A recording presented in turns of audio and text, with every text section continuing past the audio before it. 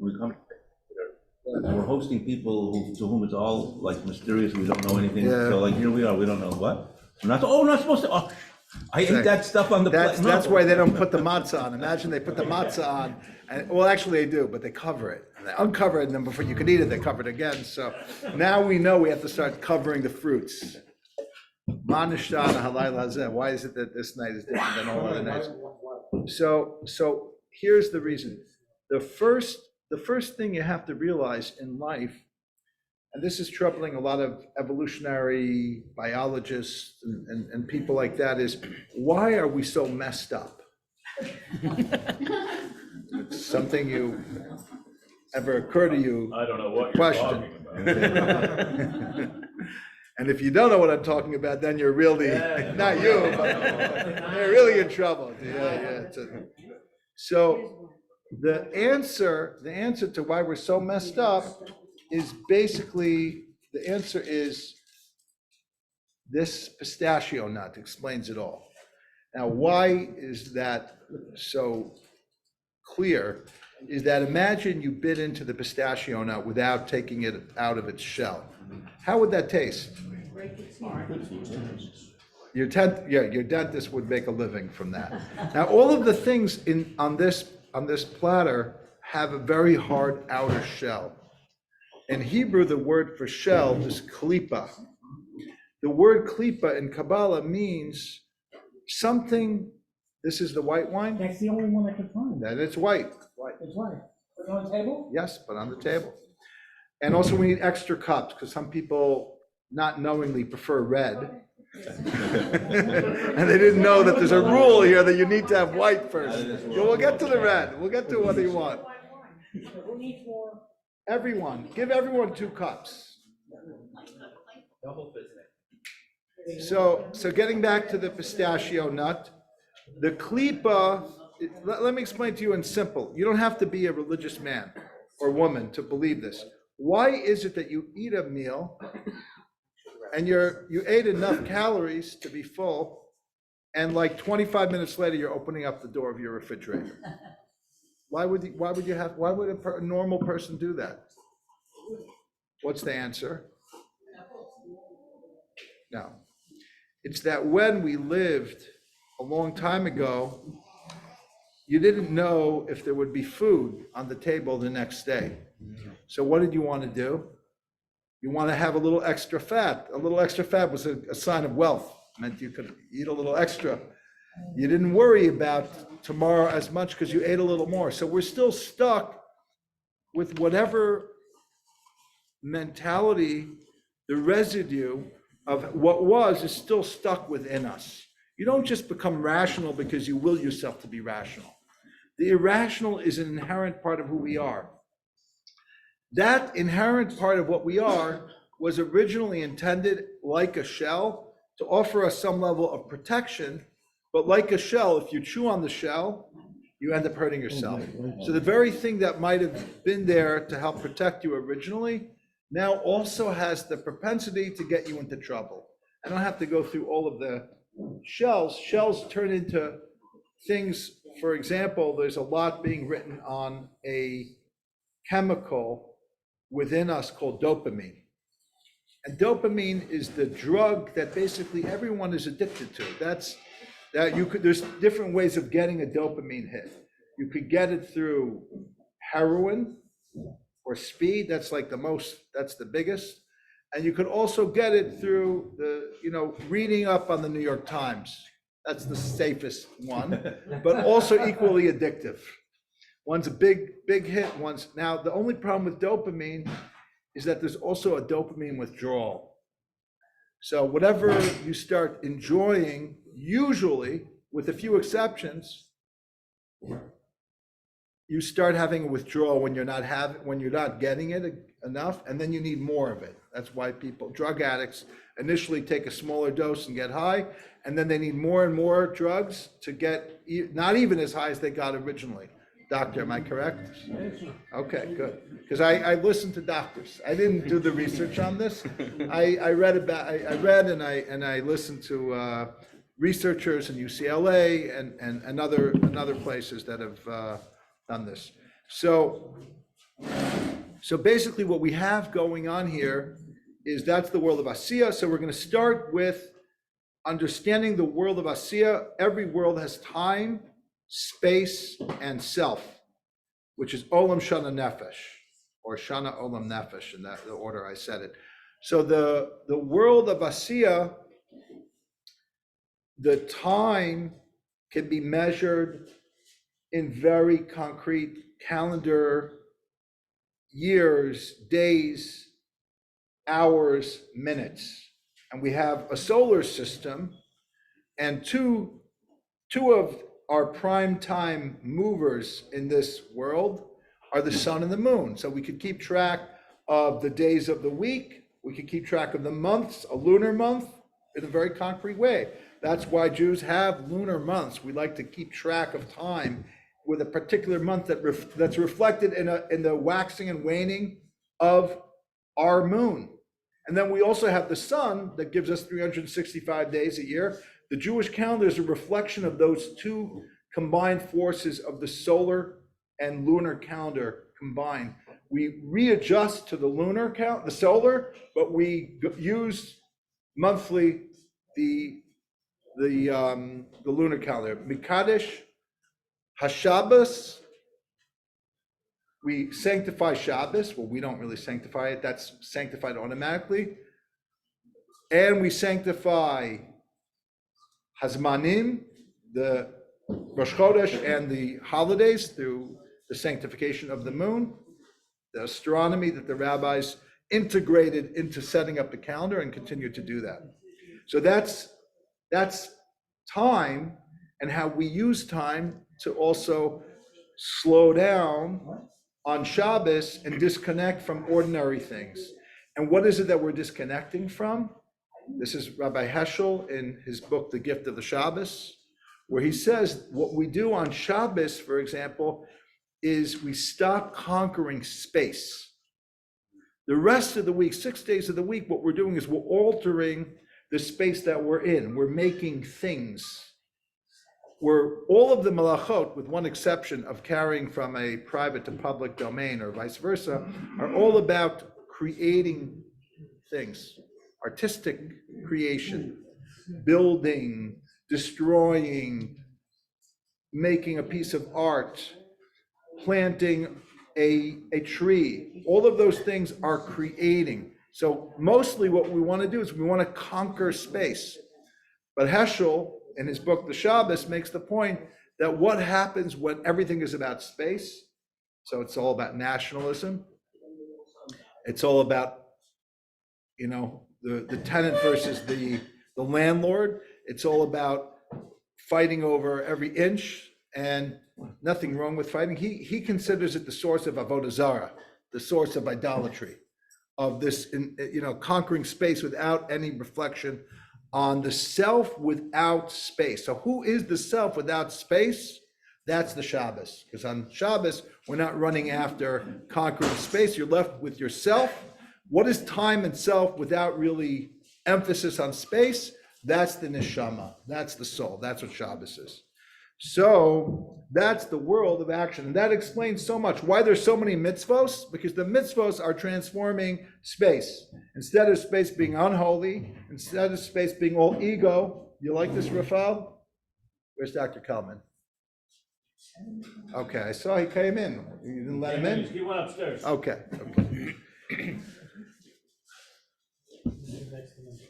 You could add some more chairs, Peter. Okay. And, okay, shh.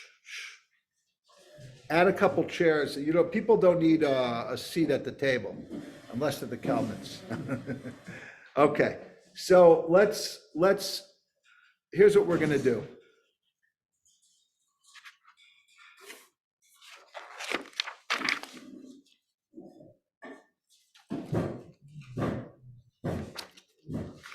The system, the Kabbalists developed a system, and unfortunately it's not really used. The only people who use it a little bit are actual Kabbalists, which there are very few of those. A little bit Chabad started using it. and then realize that it's too complicated to bother people with, so they just focus more on like community activism and doing a mitzvah, and us, and Breslov. And that's pretty much it. And then everyone else, every once in a while say, yeah, there's a thing in the Kabbalah called 10 Sfirot. But the truth is that there's a couple people trying to develop systems to understand it. And it was primarily developed within the Luriana Kabbalah and then reflected in Chabad Hasidism and other forms of practical Kabbalah. Each one, I'm not going to go through a whole comparison of different movements today, of how do we take the understanding of a psychology, both a psychology of emotions and a psychology of consciousness. I say psychology of consciousness, it really is two separate things, in a division within a system that basically is all the internal perception that we have. So the system is will, insight, kind of like original insight, like a flashlight going on when you have a new creative idea. That we'll call that Keter and Chachma. And then Bina is analytic understanding, where you compare and contrast, which is Chachma is more, have a masculine energy of seeing a bigger picture. And Bina is a feminine energy, which is more akin to language, development of language. Women talk a lot more than men. That's what they say. Is that true? I don't know. I thought I talked a lot, but okay. Depend on the Boger market. Yeah, okay, but that's what they say. So it's this analysis which is like if you look at the development of a unborn child, a fetus, developing from just the fertilization of the egg into a whole human being. When it's born at 9 months, it's a developed human being. That is the analysis can take something and give it, as they say in Yiddish, hand and feet, which means hands and feet, like a whole being. Okay, and then you get to chesed and gevura, which in a very simple level is attraction or repulsion. Okay, many levels to talk about love, loving kindness, unconditional love on the highest level of chesed, gevura, discipline, and they all have to integrate with one another, which is the next sphera, which is tiferet, which is the harmonization of extremes, which they call you have the idea of any thesis and antithesis and synthesis in an emotional level, which is the balance between two extremes of the extreme ches and extreme gvura. But in general, there has to be a inter-inclusion of the different attributes within each other. And then it goes to netzachod yesod, which will translate here as overcoming or winning, empathy, bonding, which is sometimes connected to the conceptual idea of sexuality, not the actual sexuality per se, but that kind of attraction and connection. Sure, yeah. And last but not least, malchut, which is the actualization. So what we're also going to be doing is we're going to be moving up the ladder. The world of asiyah, the world of action, is most associated with malchut, the last of the 10 sfirot, which is the world of action. We're not so interested if you're a philosopher, that's very nice. What can you do? There's an insult, they insult teachers with those who can't teach. Have you ever heard that insult? I was only insulted like that once. I considered it a big compliment. I was telling a successful Chabad businessman about the shiurim I was giving, and I guess I got him a little insulted because he happens to be a scholar also. And he said, those who can't teach. I was like, thank you, I didn't know I could teach. I don't know if I can or can't, but thank you for thinking I could teach, No, Peter, you can't get them a seat? Okay, yeah, sit in Peter's seat. You stay, well, he's leaving soon, but stay till you're, stay a few more minutes, okay. Yeah, Rafael, Vasya, come on. Peter insists. table in the front, there's a table in the front in the elevator. Welcome. For the next. Okay, so now we're gonna start with the world of action. Here's what we're gonna do. So I want you to have in mind that we're only covering the fruits that are on the table with the bracha now. If there's any more fruits, we're having them not in mind. Okay, because that's a whole nother world. The same thing with the wine. We're gonna make a separate bracha on this wine. And if we have more wine, we'll make another bracha because we're only making a bracha for this world. These special hard-shelled fruits on the outside and the white wine now. So we're going to start with the fruits. Everybody, to help yourself, there are spoons. Take some of the fruits and nuts. Most of this world is nuts because that's what we do here. That's our specialty. And take some pomegranates. You could pour yourself the white wine already because we're going to have that afterwards. Let me just grab one of these for Noah.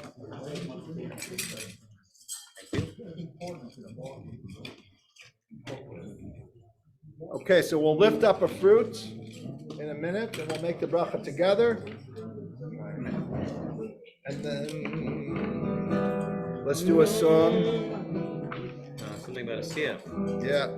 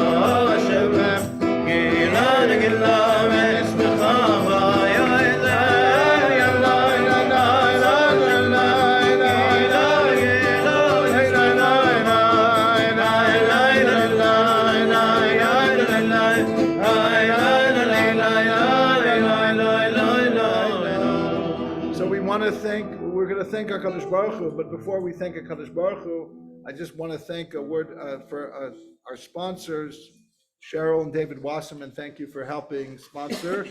They made sure that we would be on Zoom, so people as far away as Vermont and I believe Nevada are with us tonight, and also that we could be downstairs, so those who couldn't get up the stairs that easily could join us. We're saying Florida. Florida's also pretty Florida, far. yeah. Thank you. Yeah. Not a time zone, but Same time space. zone. Yeah. So that's space. That's a little bit about space.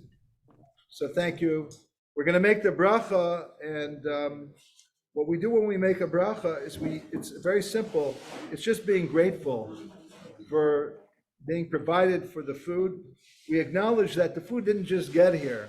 I mean, we had Raina, Barbara, thank you, and that's great. But we also acknowledge that the food is grown, and that's a lot of work.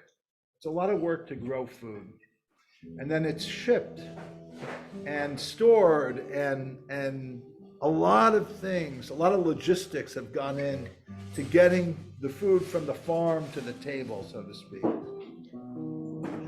But it all starts in the ground. And that's the gift that HaKadosh Baruch Hu provides us with, that the ground gives forth its bounty, its produce.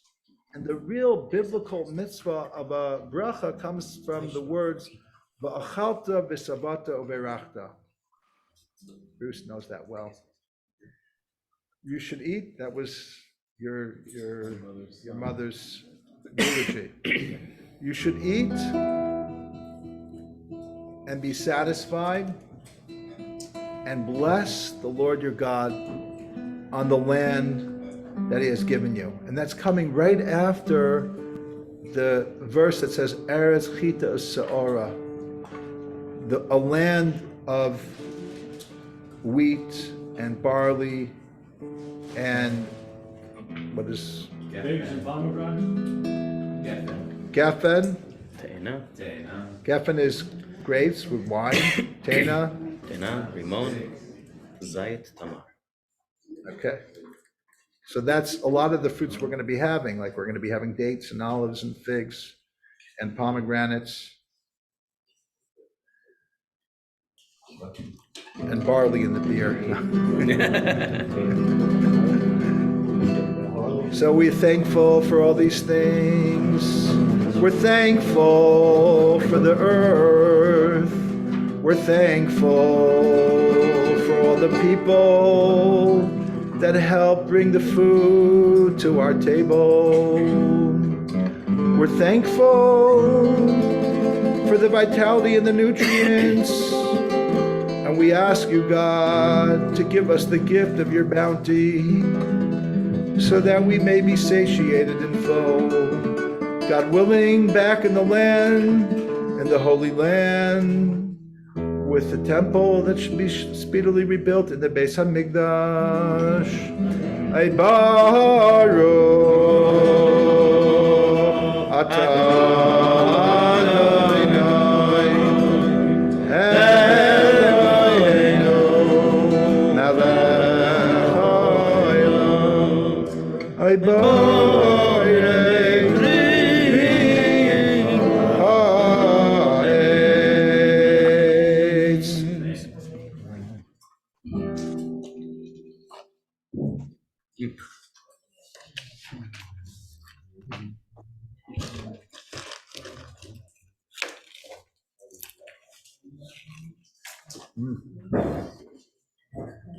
No shahiano.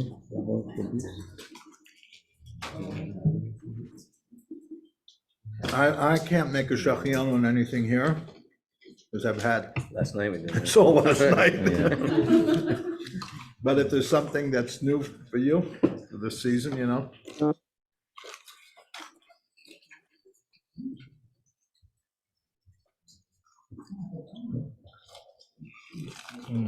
Maybe you can make a shachianu on an idea. The apricot and the peach have soft on the outside, then is the hard shell, and then on the inside, Interesting. the almond. The almond grows with a vestigial outside, and the center is the focus.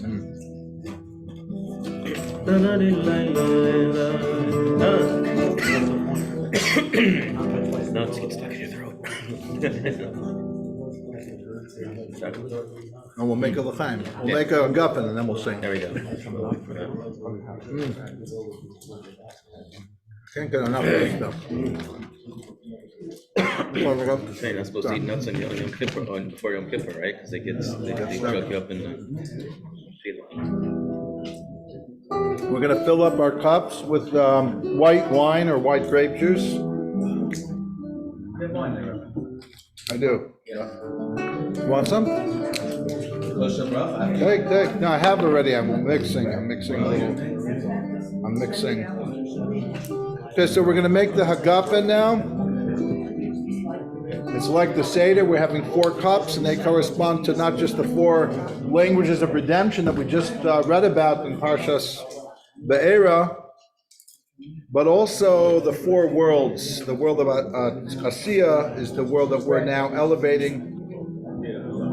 And that's why we're going to make a l'chaim. Raise your glass. pour a little white grape juice or wine.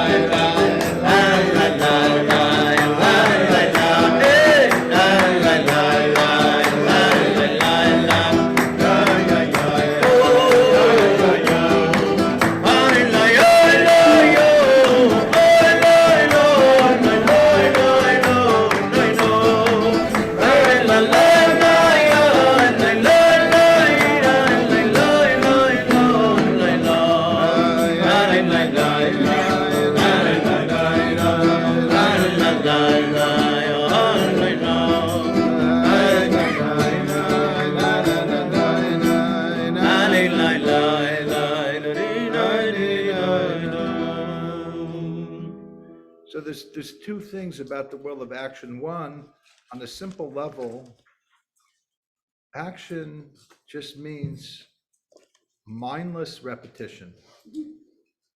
In other words, it's not about your intention, it's just about whether you did a mitzvah. So for example, if somebody comes and asks me for tzedakah, it's not about whether I empathize with him, it's about whether I give him or not.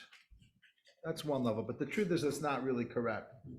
Because the Gemara tells us that sometimes you can give somebody, and it's worse by the way you give them, the contempt you serve along with your giving, than when you love someone and wish you could give but can't, but show them your love. So even though we emphasize how important it is to do the action, since you convey your feelings, there is something about more than just the right act, also the right feelings that go with it. So but at the same time, if we wait till we have the feeling before we do the right action, let's say somebody's drowning, I say, I don't feel like I'm connected to them. I don't know who they are. Well, let them drown in the meantime, and then maybe if I start having a sense of connectivity, I'll think about acting. We want you to act first, na'aseh v'nishma. You'll hear what you accomplish, who is the person? How do I know it's worth saving them, right? Save them first, then you'll find out later whether you saved a Russia or a tzaddik, you don't need to know before, you act first. Okay.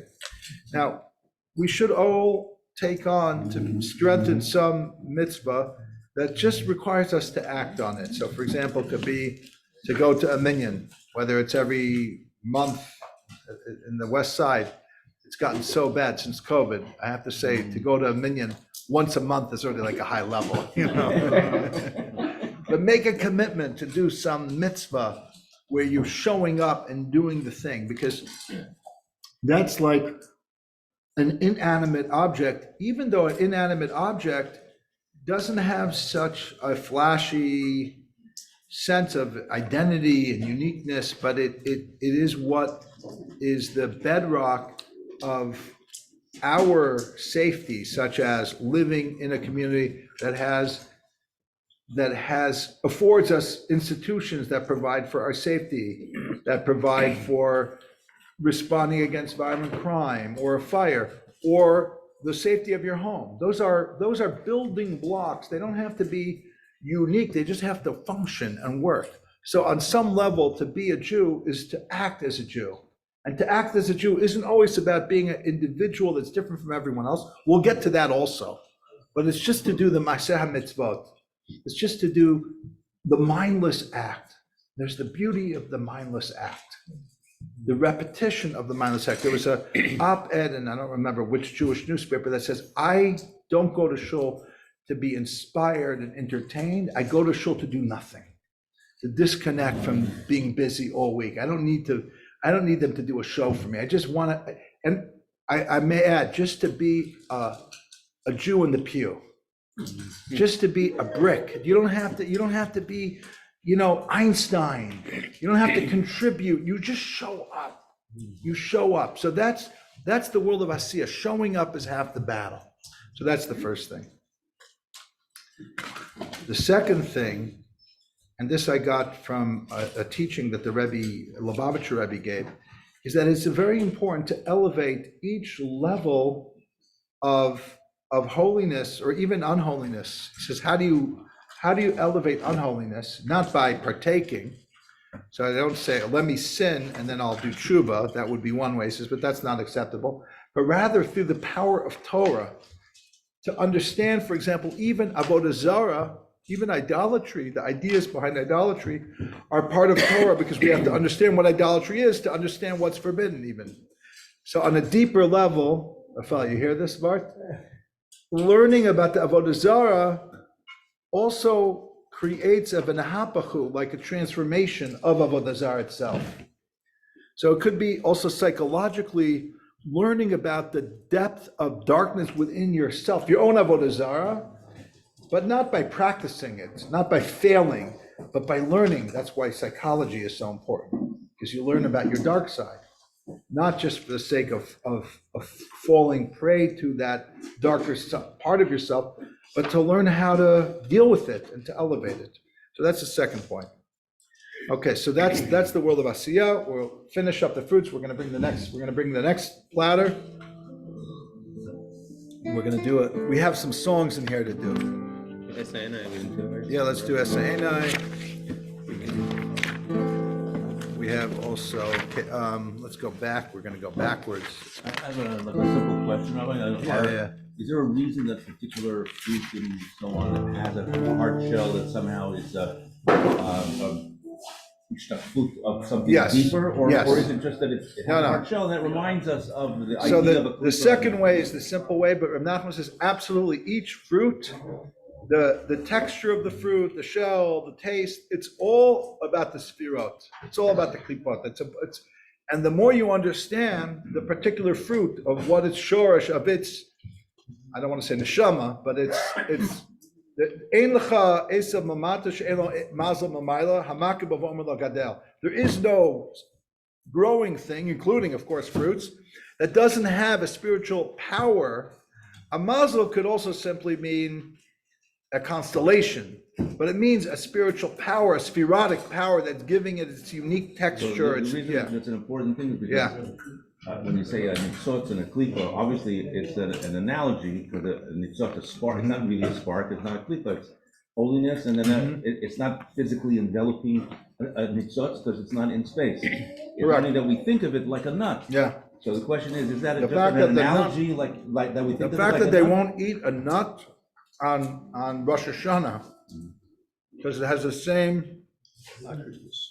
gematria as chait, not, and it also has The such a physical- klippah. But The on physical configuration of a physical on Tu thing B'shvat, outside. we can elevate it to the koch we have today is amazing. Let's do a nigum.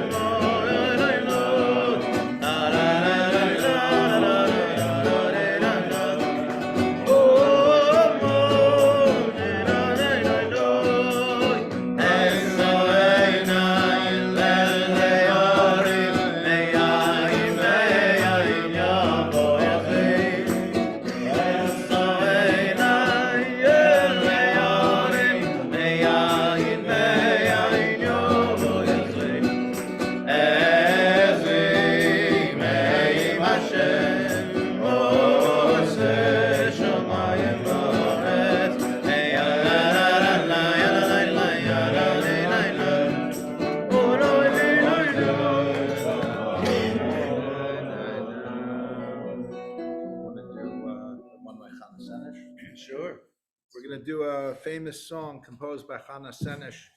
We had actually one of our days on the Holocaust. We did something about her, a beautiful young woman who was murdered by the Nazis, but also a poet. She parachuted back into Europe to help save Jews.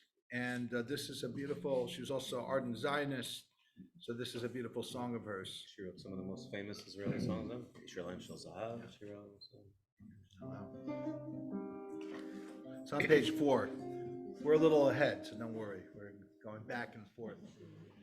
Eli, Eli, shelo yigamer leolam, achor ve'hayam, v'yishru shel hamayim, ve'rak hashamayim, tfilat ha'adam, achor ve'hayam, v'yishru shel hamayim, ve'rak hashamayim, tfilat ha'adam, Eli, Eli, shelo yigamer leolam, achor ve'hayam, v'yishru shel hamayim, ve'rak hashamayim, tfilat ha'adam,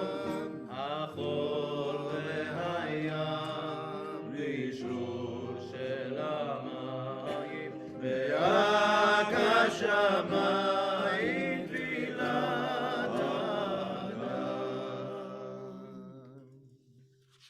It's so great having Noah Solomon here. It's just so beautiful, lifts us up so. I look forward to this every year. It's been, like you said, I can't believe how many years it's been. It's been a long time. Yes. Showing up. So, we're gonna continue here. And because everybody who came here, I'm feeling generous today, we're gonna let you walk away with these, even though it costs us a lot of money to print. But if you don't want it, please don't take it, because they do cost us a lot of money to print. But if you want it, you could take it home. So there's a little bit about the Ramban on page 12 and 13 about a beautiful teaching of preserving our world that God gave us, a gift. So we have to be careful not to just throw it away. And unfortunately, that's become politicized. Like we have a mitzvah of bal tashchit, of not just wantonly destroying things, or as the Ramban points out in his opinion, a mitzvah not to cause a specific species to go extinct. It shouldn't be political. It shouldn't be the left or the right. It should just be, we have only one planet. We have to live. It's not about global warming. It's about, can we live on this planet? Can we continue to, we gotta, I'm not saying I was a big fan of what happened when everything shut down and we were all stuck at home for a couple months when COVID hit. I understand it had to happen like that. But it was so crazy that for the first time, we saw nature come to life because we weren't busy running around, driving and doing everything. It was a fascinating moment. It was the first time I felt what Shemitah is like in my life. I'm not a fan of Shemitah because the economy will go bust, but it's a great idea of, slowing down. Now we're going to go into the world of Yetzirah, which is the world of emotions. Now, obviously, every world has emotions in it. Even the world of action, we live in we're very emotional. So why is the world of emotions any different than the world of action? So I'm going to explain it with a metaphor that I heard from Rabbi Avram Brandwein, Dr. Rafael Kelman introduced me to. Was able to learn with him, and he said the following: if you look at a tree or a little plant, they both have something in common, that they can't move. They can grow to different heights. One can grow at 2 inches, and the other one, a giant redwood, could grow over 300 feet. It's the biggest living thing on the planet. So that's what a person who grows emotionally but not intellectually is like, a growing thing. You grow, but if you don't have the full use of your spiritual intellect, you're still stuck based on whatever emotions God gave you. So for example, if you're a very loving person, you can grow out that love like a giant sequoia. You could have even more love, but you're still not going to be able to cure cancer. If you're a person who's very into judging, so you'll make rules and you'll help save people by making sure there are safety systems, like whoever created dots, I think his name is Bot, what was his name? The guy who made those little dots on the highway so that when you're going into the next lane, you hear it going boop, boop, boop, boop, boop. That guy saved thousands, tens of thousands of lives just by teaching us how to stay in our lane. Right? Very simple device, and saved countless tens of thousands of lives. So that's the side of Gvura. But Chesed and Gvura in and of themselves, they have certain limitations. So that you could be a great giant tree, but you're still a tree. What does that represent? That represents you becoming more of an individual and learning to have a spiritual relationship with HaKadosh Baruch Hu. You're not just a robot. You're not just a minion machine that unthinkingly does mitzvot but has no kavanah. Now we're talking about kavanah. Kavanah is inspired Torah, emotional Torah, but I'm not yet getting into Torah on the intellectual level, but more on the just inspirational level, like a feeling. I don't understand the Daf Yomi, but I feel it. I daven. I don't know exactly how I'm going to make the world a better place, but I know that I want to feel God's love, and I feel close to God when I daven. So that's the tree. And then, so let's take some fruits. I'm going to tell you something. We're going to make a bracha. So in the world of formation, it's a spiritual world. So it's no longer the world of action. The currency, the space of the world of Yetzirah, of formation, is like a conceptual space. Like that's why when they created the internet, you have the idea of like, it's like in mathematics, it's a set or a group, or in the internet, it's like a chat room. It's a virtual space, or it's Facebook, it's a virtual community, meaning how you feel connected to people, not about how you act in the physical world to them, but conceptually feeling connected to a certain group of people. They may not even be alive. You may feel a connection to your Zedas, to your ancestors, etc. So that's a little bit about the space that's non-spatial. And the time is the idea of change, an emotion flowering, then withering, and that's the idea of time and space. And the neshamot, the souls and the angels, are within the framework of what we call hechalot, chambers. They're mystical chambers, divine palaces. That's the hechalot literature is full of a description of what time and space is in that realm, in the realm of the world of Yetzirah. So now we're going to also pour ourselves a little more white wine with a little bit of a dash of red wine in it, and we're going to make the bracha on the first on the fruits, and then on the grape juice or wine. Okay.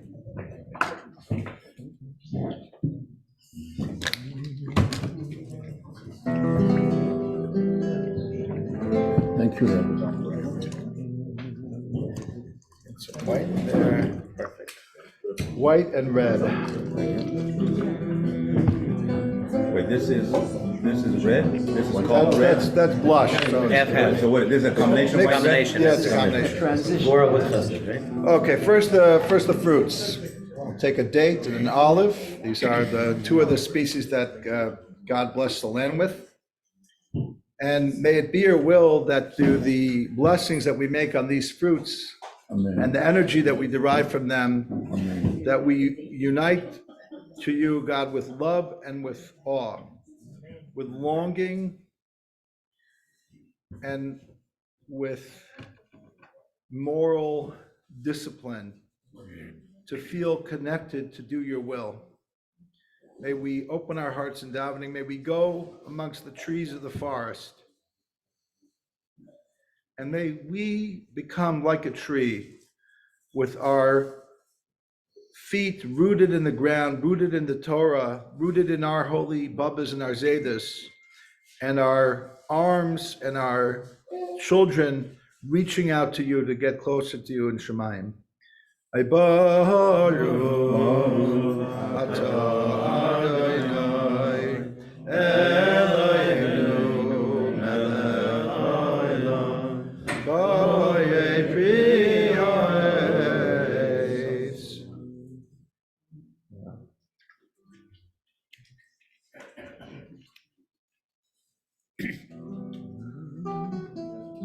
Oh, that's something. That is someday.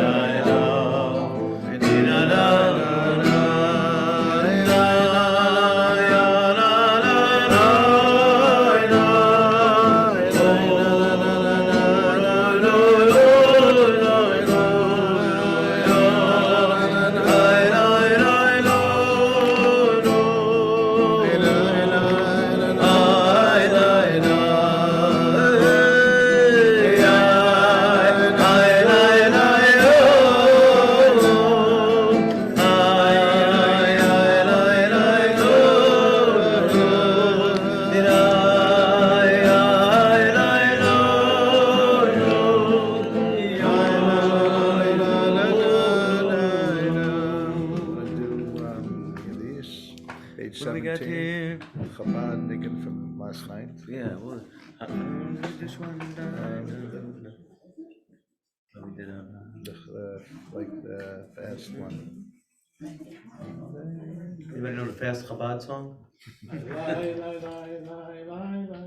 That's a do pretty that good one, it's a good one too, yeah. It's close It's enough. not what we were thinking, but that's But good it's, too. well, that'll get us started. Hey, la la la la la la la la la la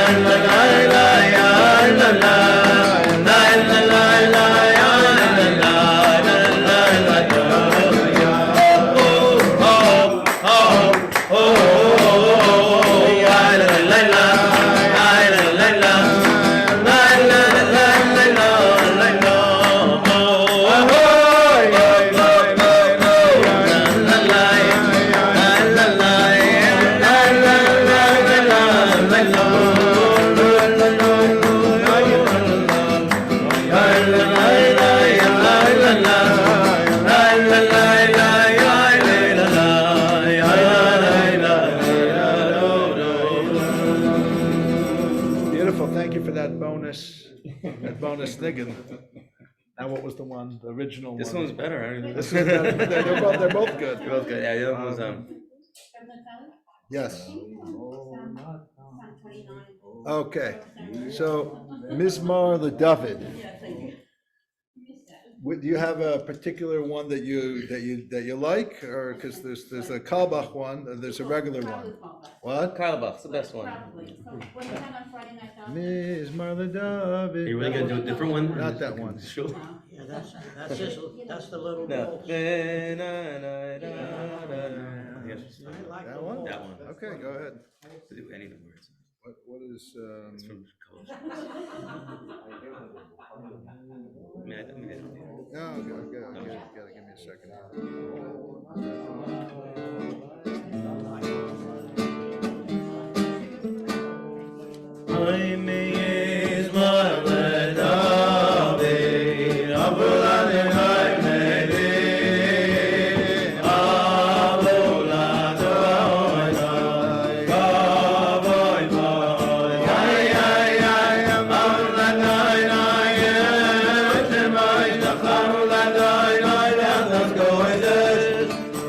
Let's go.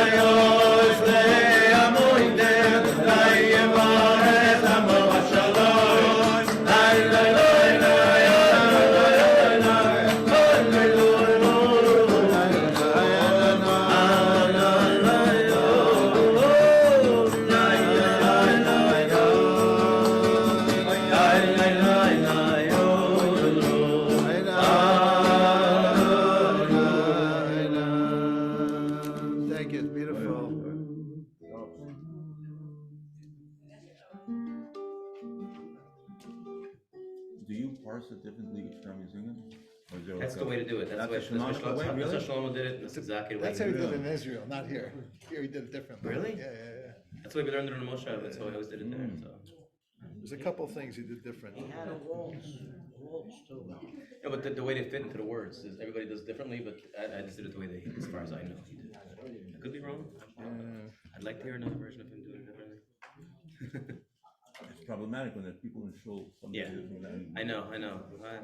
I figured about the Carlebach Shul. In other shows, I changed myself. The real way, but here, the real way is a different way. There are 4 melodies. Okay, Yeah, at least. so let's do another niggin, pick another niggin. Sure. What do we have on this one? Yismachu hashamayim, oh yismachu hashamayim, oh yismachu hashamayim, misagel haaretz, yismachu hashamayim, yismachu hashamayim, oh yismachu hashamayim, misagel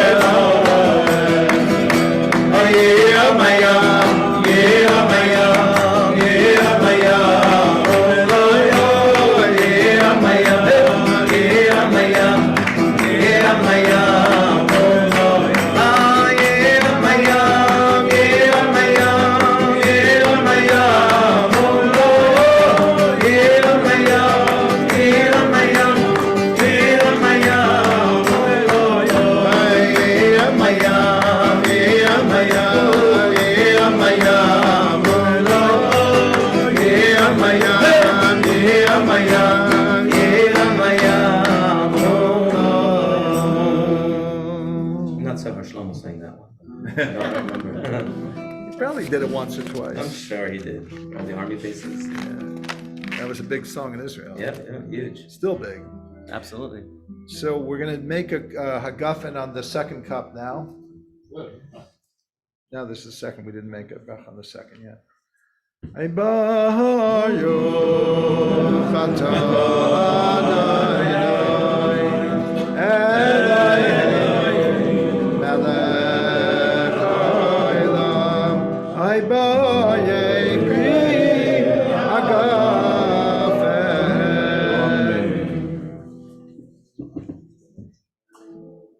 Eat up the fruits of the second world before we serve the third world.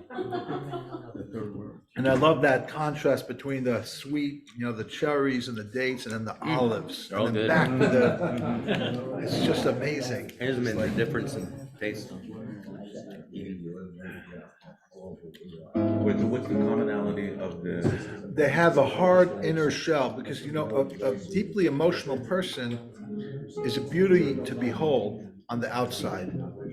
But when you get really deep, eventually you have a klipa, because the emotions, the very thing that might have attracted you to them also has a limit, because that's the thing about emotions.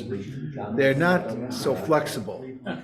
So you might find somebody who's very intense, and then you're like, oh, wow, that intensity is pretty tough, like you love that intensity when it was focused towards loving you, But when it criticizes you with that same intensity, you're like, oh, I didn't realize it's the same thing.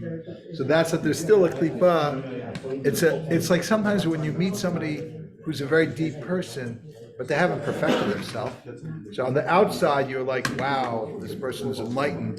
But then you get to know them, they also have a klipa. It's a little deeper. It's not exterior klipa, but it's still in them, like the pit on the inside.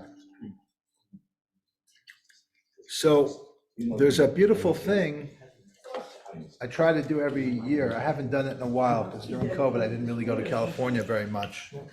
But I was recently on a trip to California, and I try when I'm in Northern California, if I'm there for more than like 2 days, to go to a redwood grove. Sometimes I go like to 2 or 3 redwood groves. You don't have to go to Sequoia or Yosemite. You could actually just, if you're in a rush, you go to Muir Woods. It's half hour from San Francisco.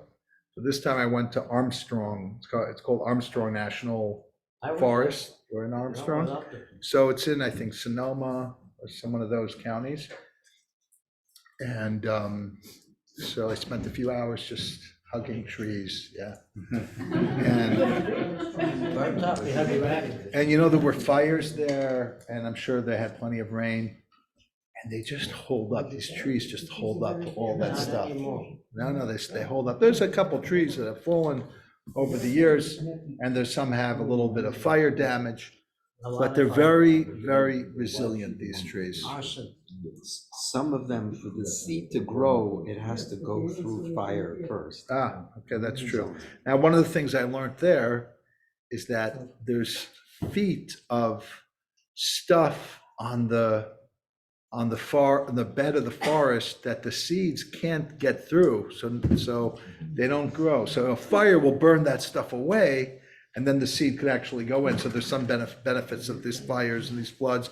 They actually have certain benefits, so that's one of the things. If the But season- another thing I learned there many years ago, but it's always good to go back and be reminded, is that the redwood trees, they don't have particularly deep roots. So how do they're 300 feet tall, how do they stand? They're interlocked and they hold on to one another.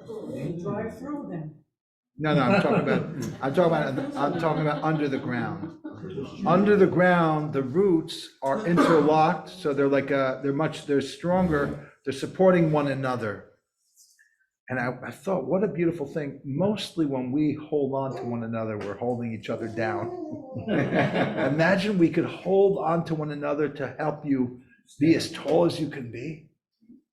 Why can't we be more like the redwoods? Why can't we hold on to one another so that we're strong in our foundation, so that we can soar and be high? Isn't that I've heard this quote from you before, Rabbi. I This see. is not the first time you've given this. I say this every year. The roots behind you. They're gonna remind I us. say, yeah.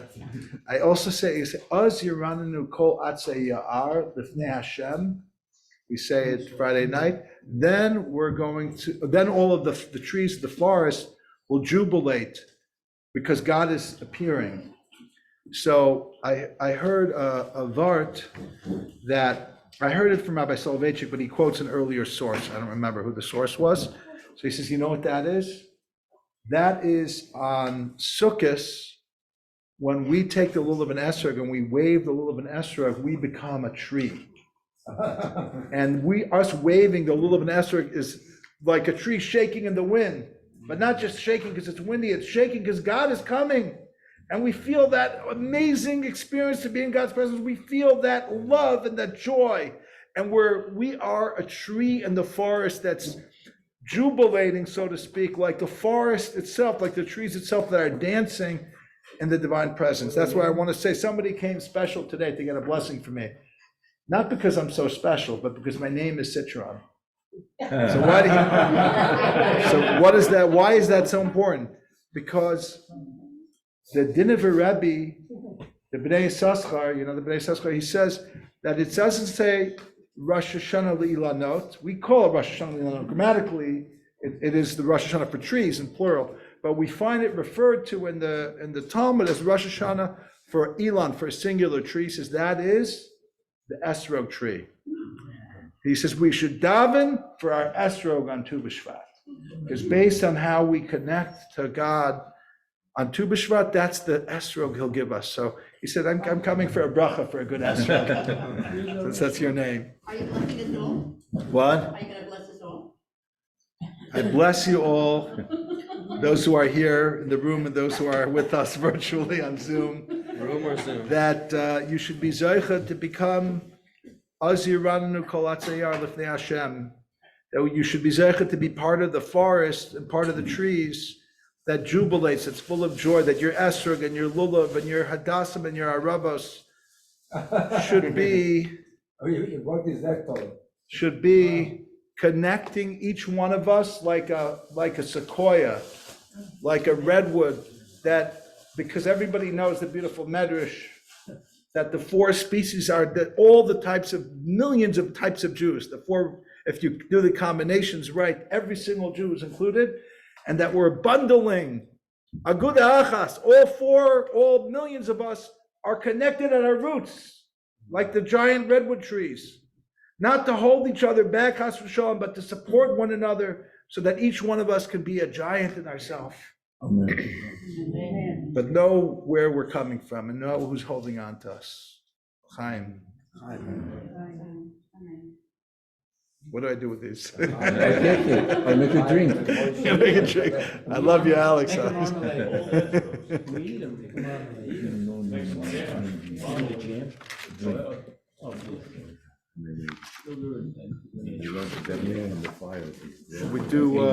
Should we do the, I'd say, Dalacha? Sure. We're gonna do the song of Rabbi Nachman of Breslov. It's on page 26. We still have to do the third world, so eat up the second world before we get to the third world. You could already switch it out. What do we eat? We're gonna get some new fruits. But we're gonna do the third, we're gonna do a song. Yes. Why, I just read, pineapple is a tree, but we have to say Adama. Hadama. So Alex asked me a very good question. Why is it that we say Hadama when if you look at a pineapple, it looks kind of like a tree? So the answer is, I wrote some commentaries on sections of the Talmud that I included here. And I don't remember what pages it was on. We'll have to look for it later if anybody was paying attention about Hadama and Ha'etz. Oh, it's page 11. Okay, perfect. So I'm going to read the answer because I'm such a dum-dum. You know why I write this? Because I know I'll forget it. So it's a page 11, number 2, defining what makes a tree. Whether or not a plant halachically counts as a tree affects both the bracha made on the food that grows from it and the application of the mitzvah of arla to that food. Could be other mitzvahs as well. According to Rashi, we define a tree as something with branches that grows up and spreads out and lasts from year to year. However, according to the Rosh, that's one of the early halachic authorities, as long as the roots remain, even if the branches wither in the term, it would still be considered the purpose of ha'etz. So basically, there's a debate. Some people would say that pineapple is in fact a tree and you should make a ha'etz. So why do we not do that? So the answer is that if there's a doubt about whether a bracha is ha'etz or hadama, because it's a machlokas, out of doubt you make a hadama, because hadama in theory could also, if you're not sure, covers ha'etz as well, because even a fruit starts from the ground. Okay, that's a little bit about an answer to your question. Read further on your own. But so we're going to do this beautiful song because Reb Nachman talks about this idea of supporting one another. Is the whole most important teaching of Reb Nachman is to define our nekuda tova, to define our good character trait, our inner spark. And it's better if you could help find it in somebody else.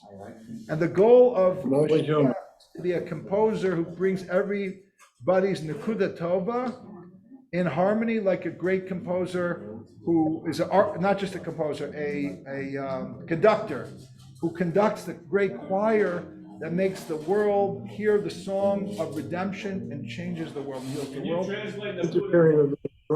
Yeah, forget it. Tova means the essence of what's good in you.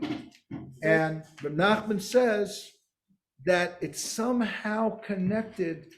A person is like a tree or a bush or an herb, and that just like a tree has different trees have different properties that are even healing and provide different nutrients, not just nourishment, but also medicines. So everybody has something in them that heals something else that's broken in the world. And only the great conductor can put them together.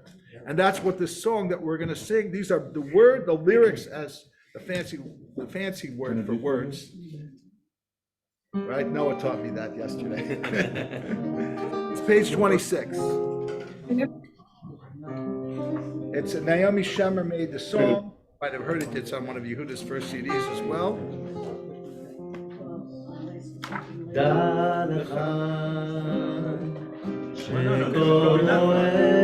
said it was a not.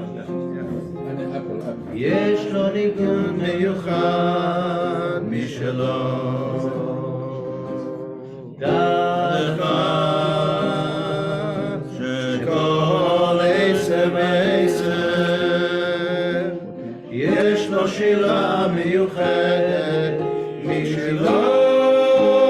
משלום משירת עשבים, זה ניגון של רועה. כמה יפה,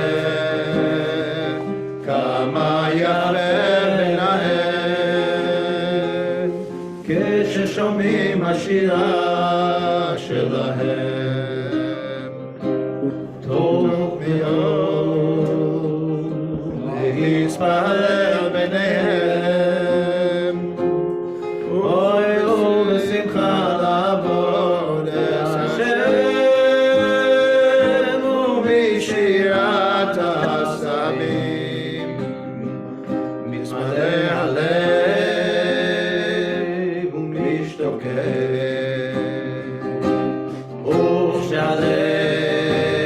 וכשהלב מן השנייה מתמלא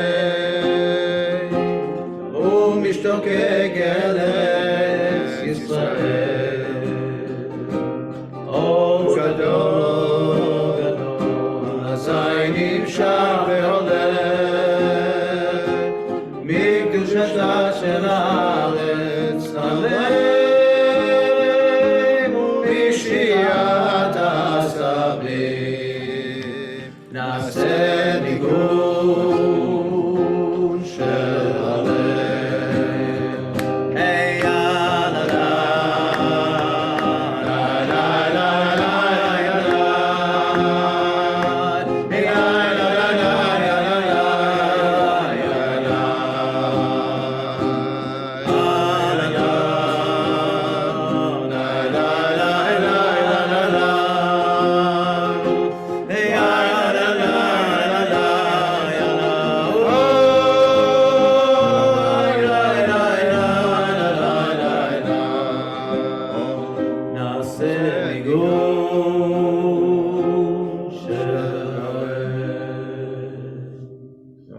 Is that what you meant, that it shouldn't say lyrics, it should say?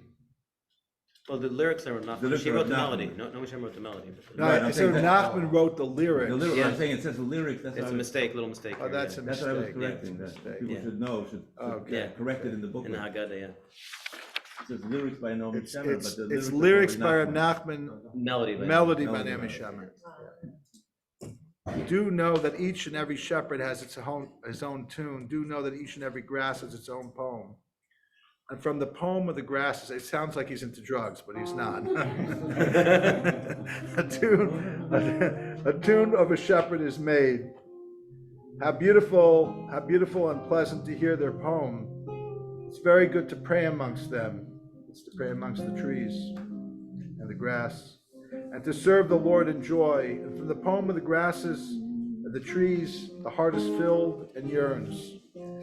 And when the poem causes the heart to fill and to yearn to the land of Israel, a great light is drawn and goes from the land's holiness upon it.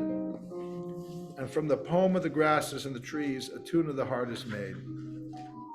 The next time, if you can get to the redwoods, just want to say that one of the people I dedicated this Haggadah to is Amy Udell, because one of the first times I really talked about the redwoods is when I gave her a eulogy for her unveiling, because she was so strongly connected to so many people in such a beautiful way that it really reminded me of this redwood tree, the way they're connected in the underneath the ground. But to go to a place of great beauty, to go to a place, if you can't get to the redwoods, you can get to Central Park and Riverside Park. It's a close second. It's still beautiful. It's still beautiful. Do you know that for almost like a month, I walked every single day through Riverside Park or on the edge just for 5 minutes, just for 5 minutes. You know how beautiful that was? Just for 5 minutes. It didn't take, I only went out of my way 30 seconds. I live across the street. Okay, I'm very lucky. But okay, even if you live a block or two away, it's still worth walking a block or two and to see the fall happen, to see God's gift. And imagine when the Gemara says the best way to daven, one of the opinions of the Gemara, is to daven when the sun is rising and when the sun is setting. Meaning the nature of the universe, the physical beauty of the sun rising and the sun setting, that should also be the way you experience God, with change and unfolding and beauty and clouds opening up and day giving way to night and night turning into dawn and then turning into the rays of the sun coming out. There's no reason why we shouldn't see God in the world. We're not afraid of seeing how beautiful the world and saying, Ma'rabu Masacha Hashem, Kulam B'chach Masisa, Mal Ha'aretz Kinenecha. How wondrous is what you did. You made everything with wisdom. The fact that there's a system that there's science to understand how the world works, that's Chachma. And on a deeper level, there's Chachmat HaKabbalah, there's the inner wisdom of Kabbalah that really fills in the gap. And that's leading us to the next world, the world of Bria. Take the fruits of the world of Bria, which is the world of Binah, the world of understanding. That's the world of Torah. If the first world was Maaseh HaMitzvot, doing a good act, and the second world was Tefillah B'Kavanah and doing acts with intention, the third world is understanding what our place is and why we're here and how to grow and individuate even further, not just emotionally, but also intellectually with the power of Torah. God gives us Torah, he gives us the Talmud, he gives us the Halacha, and he also gives us the Kabbalah and the Chassidut. He gives us the external and internal. And by the way, the more you learn that those two Torahs are really the same one Torah. That the Halacha and the Kavanah and the reason, the Ta'amei Mitzvah, they're all really the same Torah. The deeper you go, the more the worlds are interconnected within each other. They reveal one another in each and every way. So take some, these fruits are edible, I don't know, questionable. The oranges and the grapefruits is questionable. But I think some people make a ha'etz on the orange peel. I don't know why, I wouldn't, but since there is that opinion, we're following it enough to consider the outer shell of the orange edible. It's not really edible, don't try it, but so these are the world of Bria is edible inside and outside. That represents the power of the intellect. When the intellect is fine-tuned to be understanding God's ways through the Torah. Marmalade. Yeah.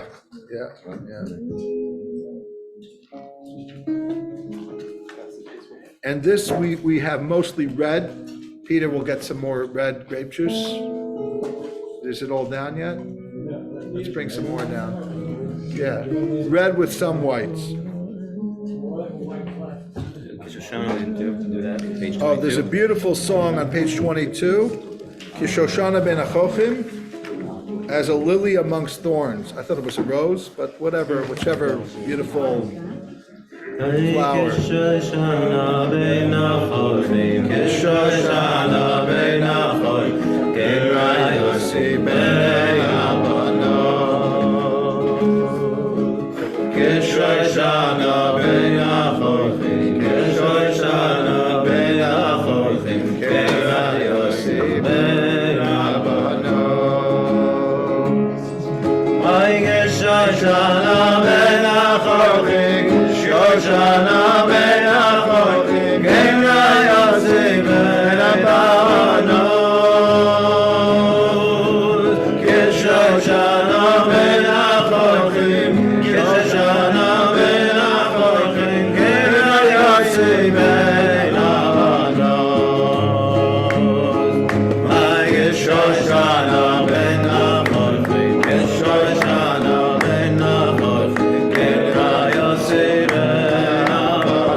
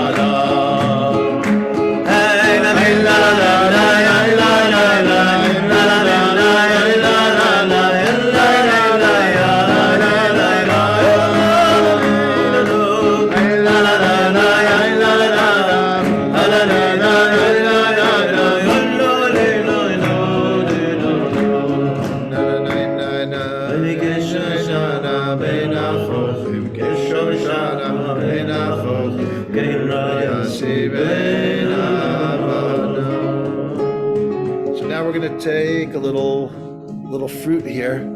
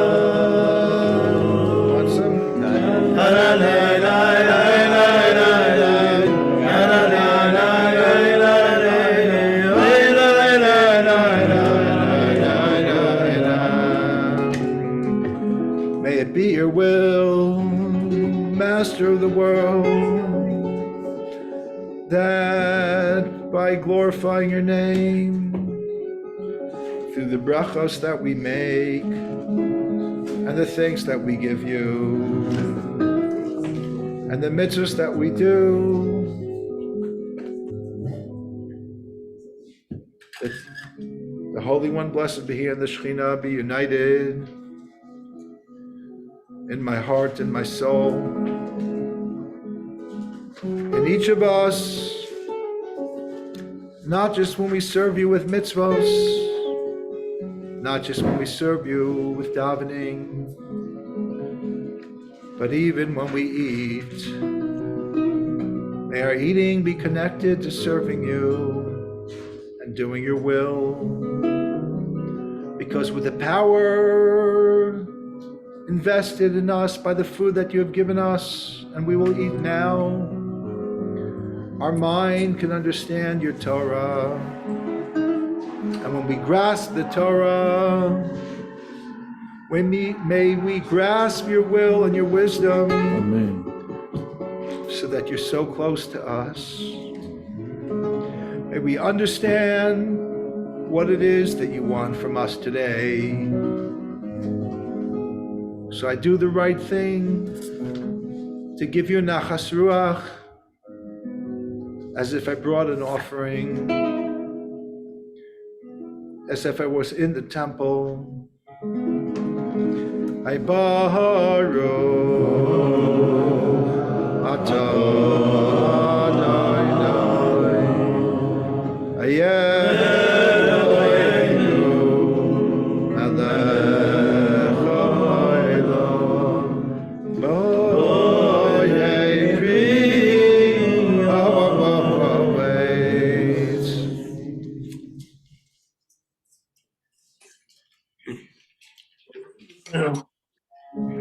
What do we eat now? The fruit, This? yeah. This is a Jew berry. You could make a shachliano on it if it's new to you. I think we had one Met one last night. Make a shachliano, yeah. I had one last night, so. Well, maybe some more of these.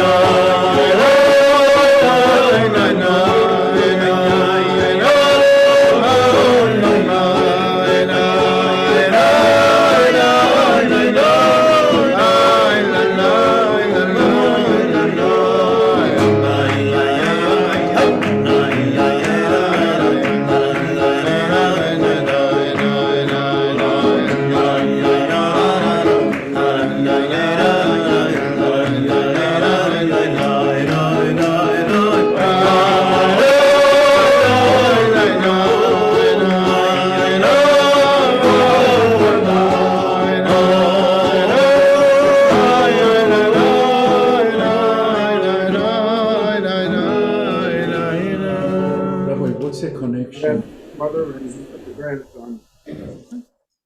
Shiv- The grandfather? What is the connection that some young, So that's more the 15th of Av is like the Jewish Sadie Hawkins Day. That's not to, not Not today, 11. but all of the 15th, all the holidays on the 15th have something in common. All are somehow connected to the renewal of the moon, which is the full moon. So they all have some internal connection. Because it's also about getting a date. A fruit is not a day. Days before Rosh Hashanah, and today's 40 days before Rosh Hashanah. Okay, that's another good answer. Alex, did you hear the answer that Zev gave? Is that Tu B'shvat is 40 days before Rosh Chodesh. Rosh Chodesh Nisan, which is when we begin Passover consciousness more, and 40 days before Rosh Hashanah is, I'm not good at math, are you sure? I'm just trusting you. Seems a little off by, it's Tu B'Av, it's not 30 plus 15? That's It's not 45. exactly 30. Oh, it's 29, but plus, It's okay. plus or minus. Kind of It works out. 40-ish. It does work out. It works out, okay. The numbers are fungible. Okay, so that's the world of Bria. And now we're gonna take some red wine with a little bit of white wine. Red grape juice, a little bit of white grape juice, so take some red grape juice, a little bit of white, red wine here? a little bit. You put some red wine, that cup. Red wine? Red wine, I think. Anybody red wine?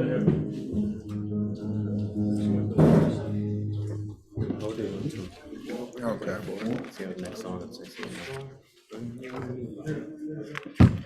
Yeah, okay, we'll do, and after that, we'll do Hodu Hashem, What page? which is, it's on page 24, but it's in the Siddur. I said a little bit of white. Let's first make Hagafen. Pass one of the grape juices. Yeah, that's fine. And then a little medium grape juice. Want a little more Carob grape tree juice? comes up here, carob tree. Yeah, where are the carrots? Is that the same thing? I as thought we St. got some carrots. There's What a happened? carob tree. Did anybody see any carrots? Peter, what happened to the carrots? This one, maybe this is a carrot, but the same consistency. Text, find out where the carrots went. I didn't see, I think the office has them in another location. You know where did the carrots ever arrive? Where are they? Go look with Peter. Maybe they turned it. Okay, we're gonna make a hagafen. Go look for the carrots. We got carrots, and now they're hidden in the Rashbi's cave. I know there has to be like something like carrots. You can't just have them easily. You have to like fight for them. They're hidden. It's like the afikomen, you know. What are we willing to give to have carrots? Carrot. We're gonna make the bracha on the hagafen. Just have carrots.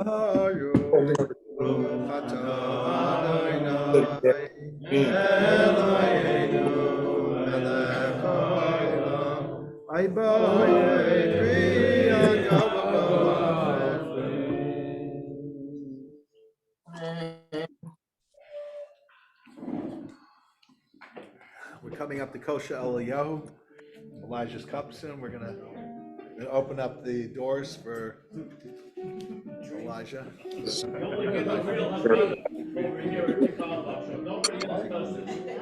Need to find a sugar. You're a man unto yourself at the Carlebach Shul. Yeah, you'd be happy to know we're spreading the light. The other places are doing it. There's very few It places. started in a cave in Miron, Yeah, but in America we started. Us and some environmentalists, you know. We've been doing this for like 50 years. Why don't you do it every week? Every week? Yes, I keep asking you, environmentalism every week. Woman belongs to Midway Jewish. Temple. They don't discuss that.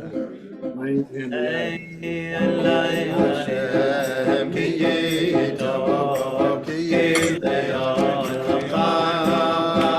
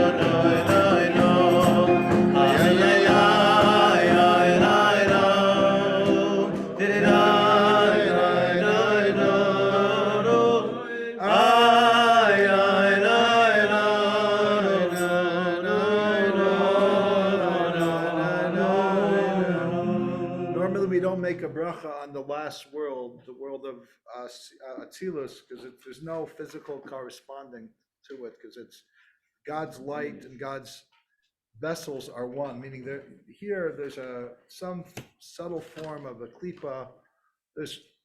When you get higher, the word for klipa changes to the word levush. Levush means a garment.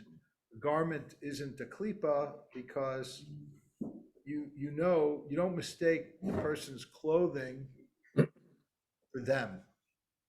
Klipa is when, let's say it's intermediate, for example, somebody who works for the king. So you could think that worker for the king is the one who decides your fate. You don't know that really they're just working for the king. They might even pretend that they have some discretion to do things on their own, but really the king knows and makes them do the king's will. But that's a klipa. A garment is, you're aware that the garment is the garment of the person wearing it. So the garment of the king in the world of Atzilut doesn't even know that it's a garment. So when you're praying in the world of Atzilut, you're not even asking for anything because there's no you to ask. That sense that we have of a self dissipates in the world of Atzilut. So we don't have a physical manifestation. But because we thought we didn't have any carobs, because we were not conscious of the carobs. They were lost for us. Like we ordered them differently from everything else. So we didn't prepare it together. Raina, that's why you didn't have it. Where was it hidden? It's in the fridge. Its own world. So this is for the world of Atzilut. We don't usually make a bracha, but because the carobs, we also eat the carobs on, not just on 2 times a year. Carobs. The other time is Lag BaOmer. So the carob represents the Zohar. So that's why we're. No, I can't hear you, but my teeth. But eat it carefully. Baruch atah Adonai Eloheinu melech haolam bayei pri ha'etz. Go ahead, make a shachianu. Make a shachianu. Baruch atah Adonai melech haolam. Shachianu v'kimanu v'kiyanu l'zman hazeh. Just can't make a shachianu every second Seder. Is that the fruit that the Rabbi Shimon Bar Yochai ate? Yep, the same one. They grew outside his cave. No carbs. Isn't this great? There's carbs. Oh, this is better than chocolate. Where's the cave? I mean, where's the cave? Where's the cave? Yeah, you want carob? These are stuffed, pretty fresh, when they dry out, they're really fun. This is like, everybody else sits. Yeah, that's one of the names for it. Someone does not stop moving.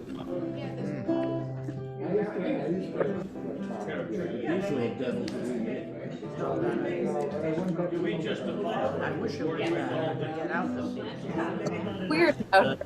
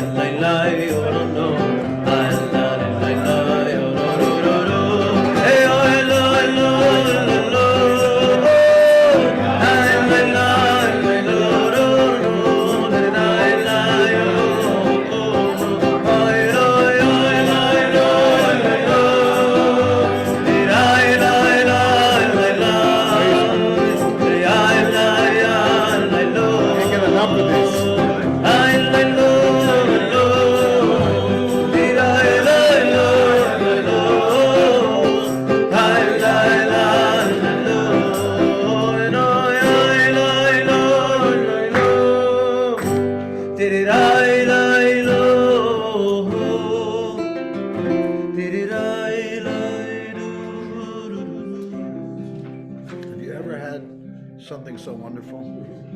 It's so wonderful that people are so different. You just didn't get the right one. I don't even smell them. Really? Peter, you want to get the salmon? The spices for... Go ahead, whatever you're doing, just do it.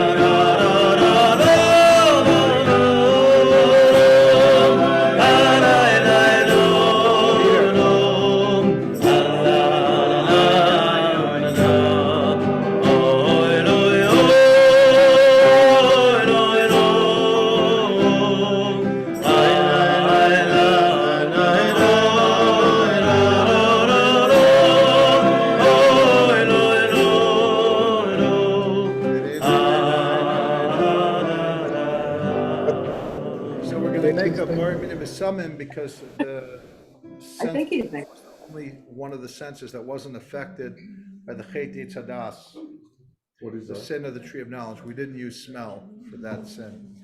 So I'll make the bracha, and then you make your, could either answer Amen, have it in mind, or you could make your own bracha. Baruch atah Adonai Eloheinu melech haolam borei minei b'samim. Let's pass it around. Play a little. Yeah.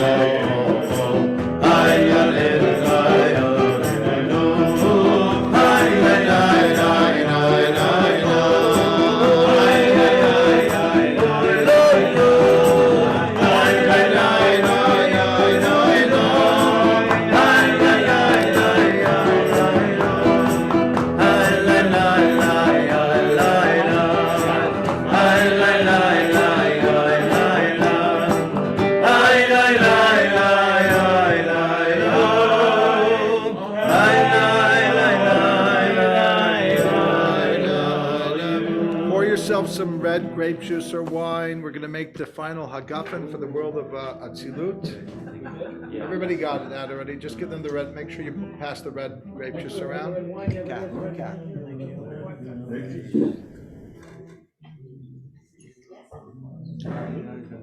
Anybody?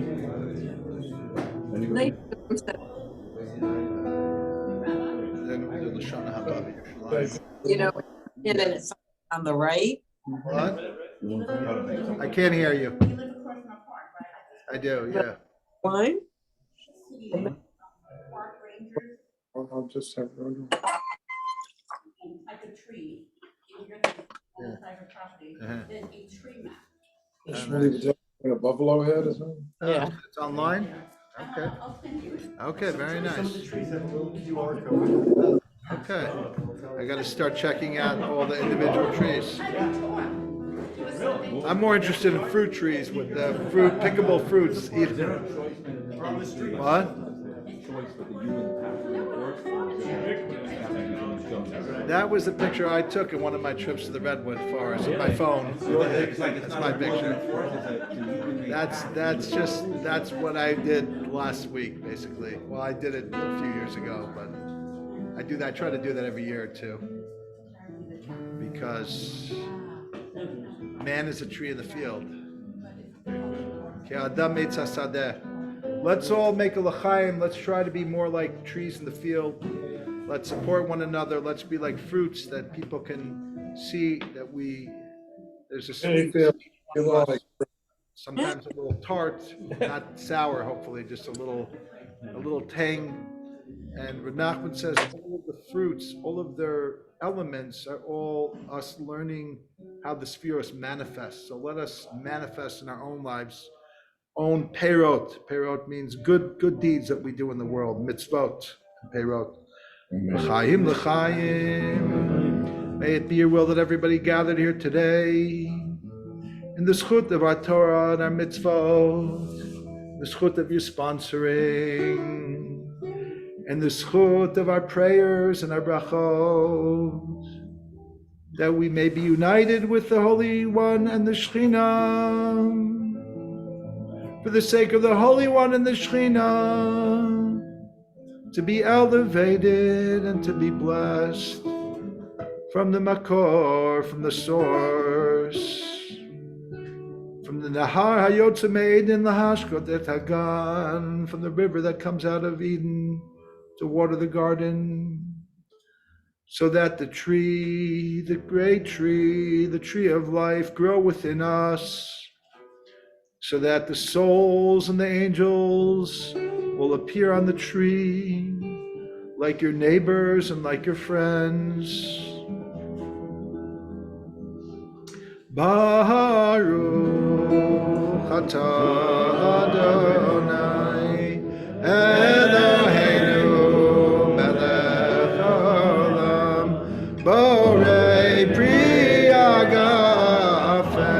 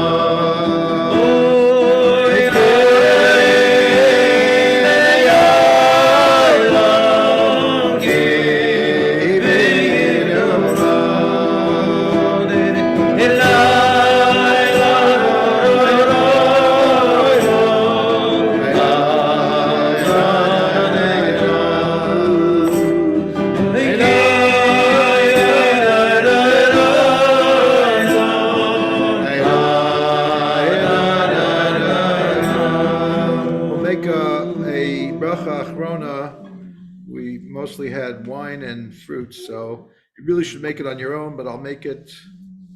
If you're not gonna make it, say amen better if you make it on your own, really. Baruch atah Adonai Eloheinu melech haolam malagav melpi agaf and all eights melpi eights. Altenu vasasar v'aschem notav v'chabar shesizel v'shomchat lavisenu lecha mepir yodis v'metuva yachem na neilenu salam melcha v'yishleim yacha v'yal b'siyom yishkak b'decha v'misvachacha v'lecha lecha v'nei yishleim yar kodesh me'erimenu alenu l'secha v'samchenu b'vin yana lecha mepir yam espa mituva Uneverechacha la bekedusha v'tanya ki atadi le'tevim meiti lakol Nedelecha la'aretz al pi agafen al peyais Barachatana la'aretz al pi agafen al peyais L'shana, amen. L'shana. Anybody wants to make it on their own?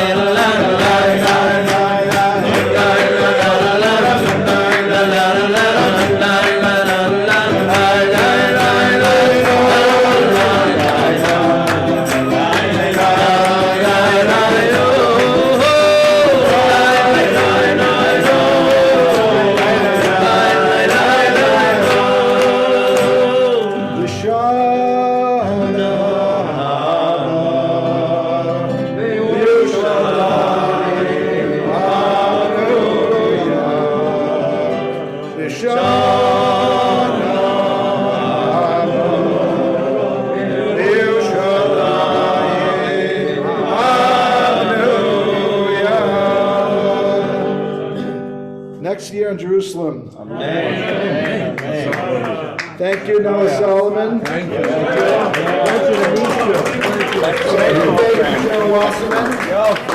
Thank you. Anybody else joined in today? Thank you, Rabbi. Thank you, Rabbi. Thank you. Really excellent. A lot of fun. Love the music. Record off first. You what? Record. All right. Yeah, we gotta take Say care. your Freyla. Say goodbye to everybody. Guess nobody. No, they're still there. Still there, yeah. Thank you, everybody, for tuning in. Where's the recording?